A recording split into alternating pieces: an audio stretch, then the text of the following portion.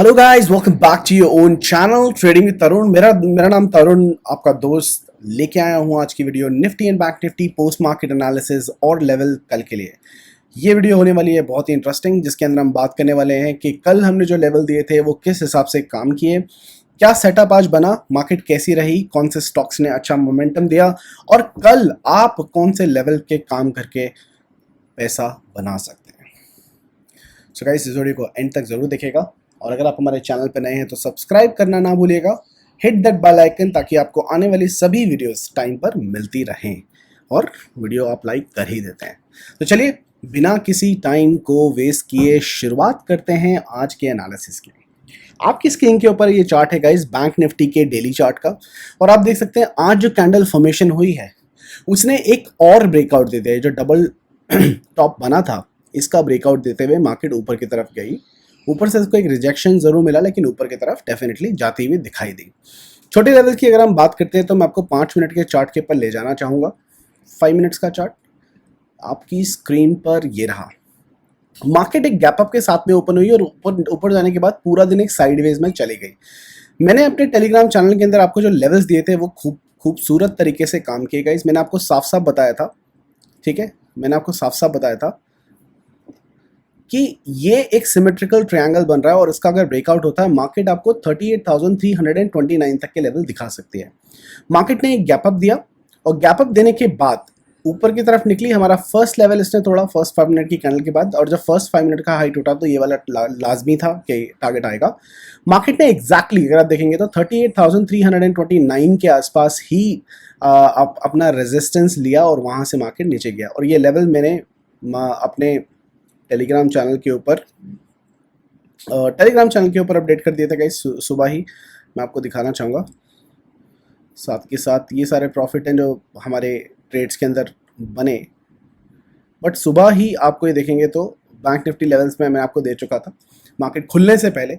और ये साफ साफ दिखाई था कि 38,329 अगर ये ऊपर की तरफ निकलता है इस लाइन के ऊपर 37,858 के ऊपर, वहां तक डेफिनेटली जाएगा। और मार्केट ने क्या किया, मार्केट ने खुलते के साथ में ही ऐसा ही प्रदर्शन किया और मार्केट हमारे लेवल से गई, रेजिस्टेंस लिया और साइडवेज हो गए। अब हमारा क्या एक्शन, प्लान ऑफ एक्शन बनता है। मैं ये वाली लाइन डिलीट कर देता हूँ गाइस क्योंकि ये टारगेट ऑलरेडी हिट हो चुका है। और अगर आप देखेंगे तो मार्केट ने एक सिमेट्रिकल ट्रायंगल के बाद एक और सिमेट्रिकल ट्रायंगल की फॉर्मेशन की है। मैं इसको भी लाल कर देता हूँ तो कि लाइन अलग हो जाएगी, रेड कलर।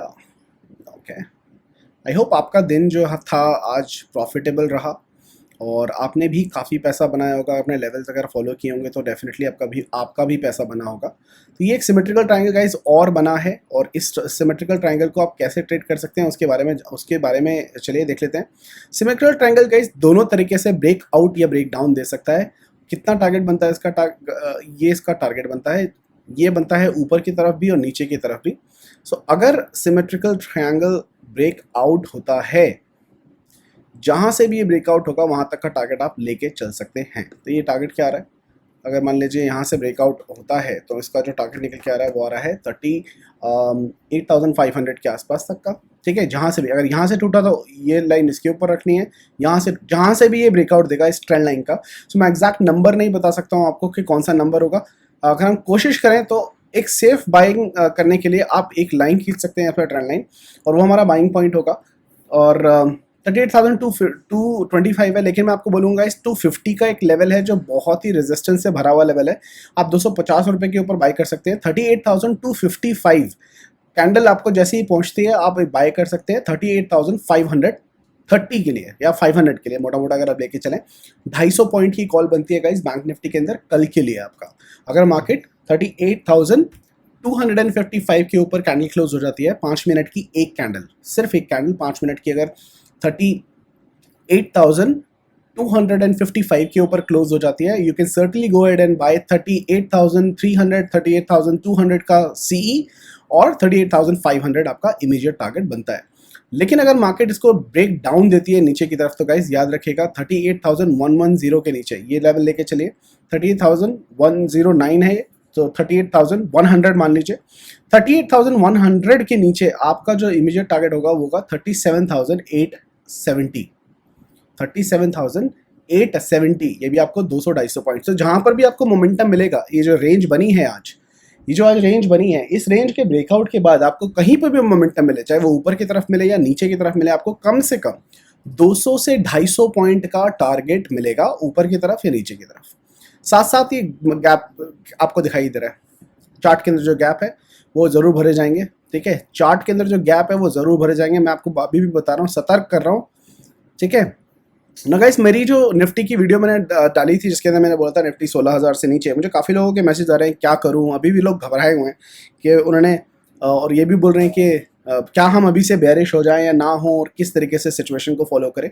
मैं आप सबको ये बात बताना चाहता हूँ गाइस, वो मंथली व्यू है, आप मंथली व्यू और मंथली एनालिसिस को 2 दिन के अंदर प्रिडिक्ट नहीं कर सकते कि नीचे गिर जाएगी मार्केट। ऐसा नहीं होगा कि कल ही गिर जाएगी। हमारा बुलिश व्यू अभी भी है, मैंने अपनी वीडियो के अंदर ये भी बताया था कि अक्टूबर के फर्स्ट हाफ तक मैं बुलिश ही हूँ, मैं अभी भी बुलिश हूँ काफ़ी स्टॉक्स को लेके। ठीक है, HDFC का फ्रेश ब्रेकआउट हुआ है, आज भी वो ग्रीन बंद हुआ है। ठीक है, अर्ली साइन आपको जरूर मिलेंगे जब आपको एंट्री करनी है। मैंने ये भी बोल दिया था, अगर आप एक रिस्की ट्रेडर है और आपके पास कैपेसिटी लेट्स से 10 लॉट लेने की कैपेसिटी है, तो एक एक लॉट अभी से लेके रख सकते हैं आप। अगर आपके पास 10 लॉट की कैपेसिटी है, एक एक लॉट लेके रख सकते हैं और धीरे धीरे आप ऐड कर सकते हैं। अगर मार्केट ऊपर भी जाती है तो आप एवरेज कर सकते हैं, और अगर डेफिनेटली अगर नीचे जा रही है तो आप और भी ऐड कर सकते हैं।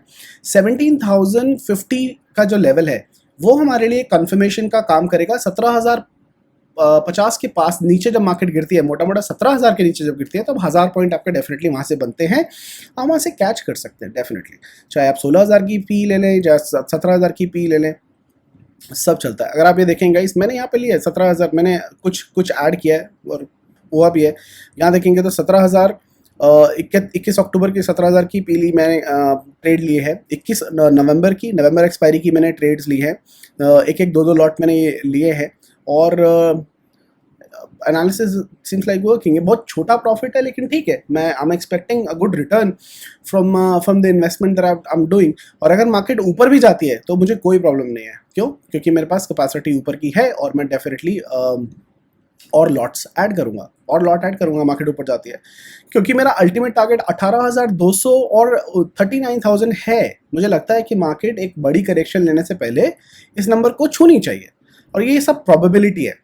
ठीक है, ये प्रोबेबिलिटी है, ऐसा नहीं कि ऐसा मैंने बोल दिया तो हो गई। Of course by the grace of God हमारे लेवल्स बहुत ही ब्यूटीफुल तरीके से काम करते हैं। आपकी एनालिसिस हमारी एनालिसिस बहुत ब्यूटीफुल तरीके से काम करती है, और बैंक निफ्टी तो स्पेशली हमारे लेवल्स के ऊपर डांस करती है।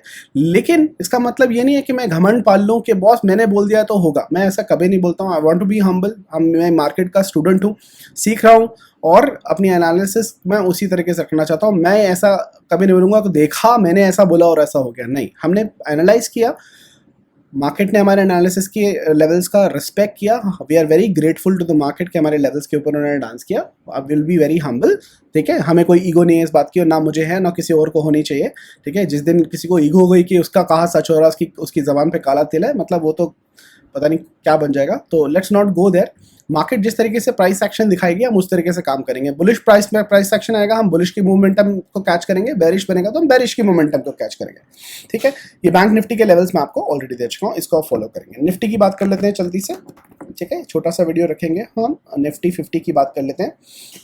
निफ्टी का गाइज जो हमने लेवल्स आपको दिए थे, ठीक है, ये लेवल पूरे आए नहीं। ठीक है, ये मार्केट ऊपर जाना चाहिए था।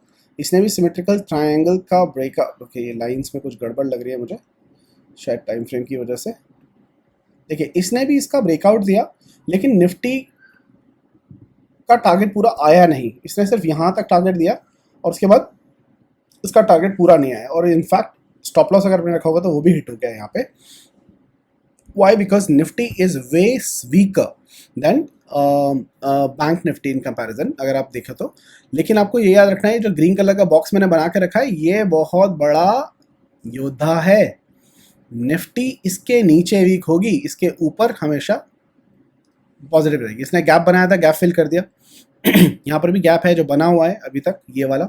मार्केट नीचे तो जरूर आएगी, डेफिनेटली आएगी हमारी ऑब्जर्वेशन के हिसाब से। All you have to do is wait for the right opportunity. But anyways, अब क्या करना है देख लेते हैं, कल के लेवल किस तरीके से निकल के आते हैं। निफ्टी के 5 मिनट के चार्ट के ऊपर अगर मैं चलूँ तो आपको यहाँ पर एक लाइन, ट्रेंड लाइन बना के दिखा रहा हूँ गाइस। ये एक ट्रेंड लाइन बनती है, ठीक है, बैंक निफ्टी की ट्रेंड लाइन बनती है। हमें एंट्री सिर्फ और सिर्फ इन लेवल्स के ऊपर लेनी है, ना तो इसके नीचे ना कहीं और। ये जो लाइन बन रही है,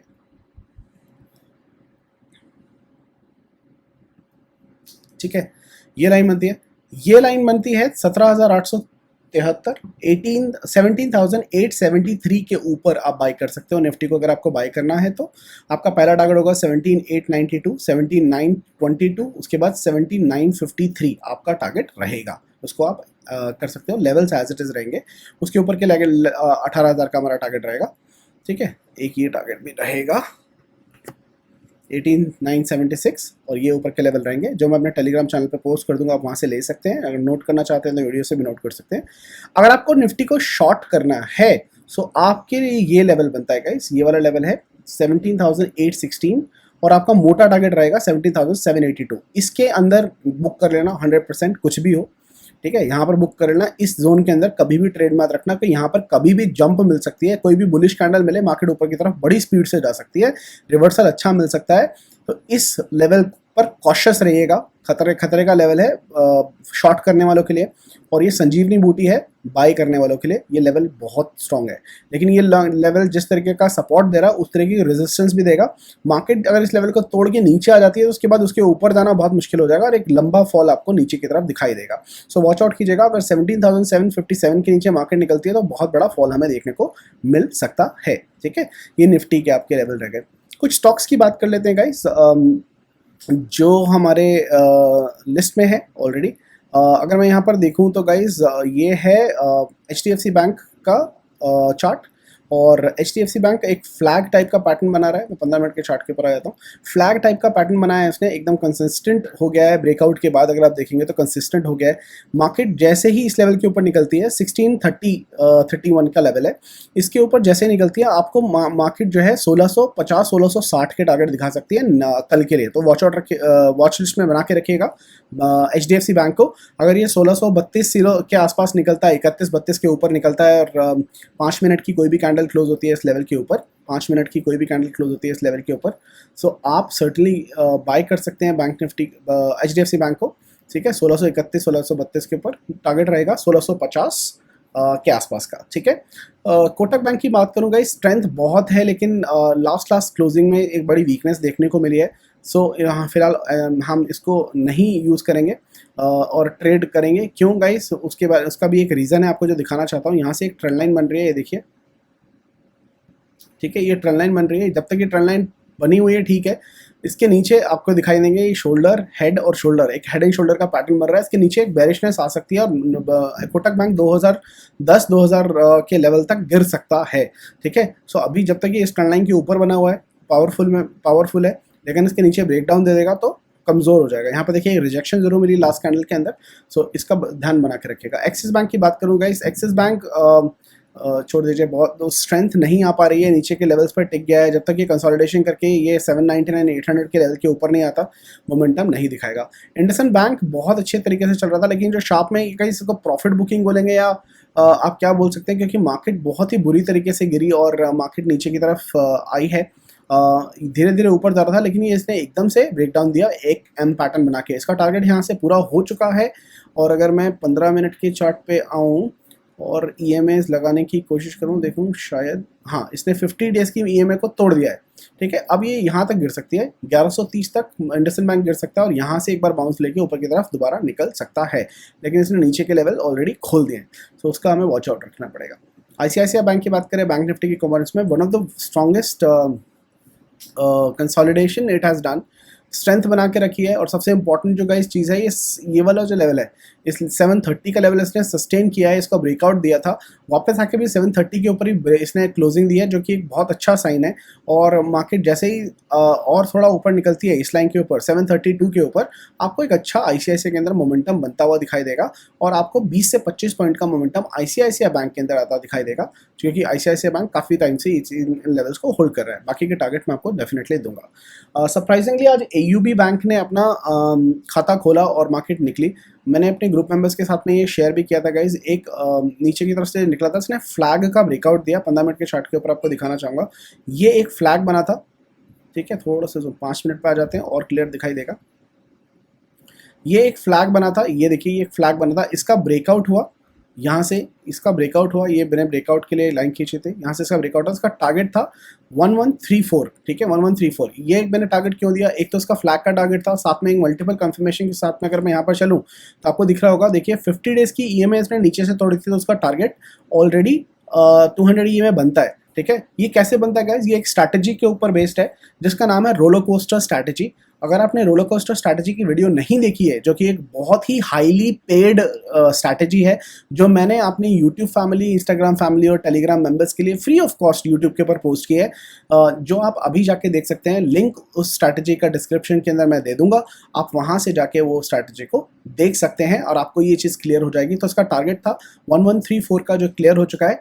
नेक्स्ट जो इसका टारगेट गाइस निकल के आ रहा है इसने, क्योंकि एक और ब्रेकआउट दिया है मेरे पैटर्न के हिसाब से 30 मिनट्स के चार्ट के ऊपर, और 30 मिनट्स के चार्ट के हिसाब से इसका जो टारगेट निकल के आ रहा है वो आ रहा है 1160। सो AUB बैंक को वॉच लिस्ट में बना के रखेगा, 1160 रुपए का टारगेट इसका निकल के आ रहा है। ट्यूसडे और मैक्सिमम वेडनेसडे, 1 से 2 दिन के अंदर आपको AUB बैंक ऊपर आता दिखाई देगा। ठीक है गाइस, ये कुछ स्टॉक थे, बैंक निफ्टी का एनालिसिस था। I hope you like the video. अगर आपको एनालिसिस पसंद आया हो so do like the video, share it with your loved ones and family. Comment section में जरूर कमेंट करके बताइएगा आपको एनालिसिस कैसा लगा, क्या पोजीशन बना रहे हैं, आज आपको प्रॉफिट हुआ या नहीं हुआ, जानकर मुझे बड़ी खुशी होगी। तब तक के लिए हंसते रहिए गाइस, हंसाते रहिए, मार्केट से पैसा कमाते रहिए। I will see you guys in the market very soon. Have a wonderful day.